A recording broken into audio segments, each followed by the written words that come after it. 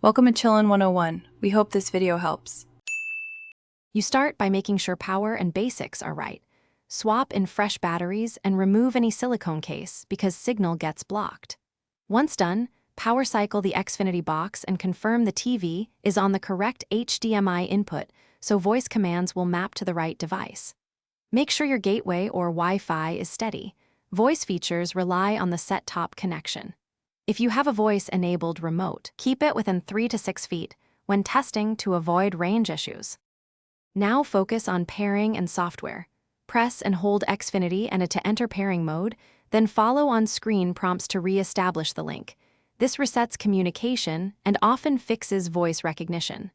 Next, check for system updates on the Xfinity box because firmware can fix voice bugs. Install and reboot if prompted. Also, open settings to confirm voice control is enabled and the language matches your speech. Mismatched language models will misinterpret commands. Finish by testing and refining. Speak a few short commands like open guide or find comedies to verify recognition. If responses lag, move closer and reduce background noise to improve microphone pickup. Calibrate how you speak. Short, consistent phrasing helps the onboard software match intents. If problems persist, perform a remote factory reset or delete and re-add the remote in settings. If still unresolved, contact Xfinity support with your box model and remote ID so they can investigate hardware or account-level issues.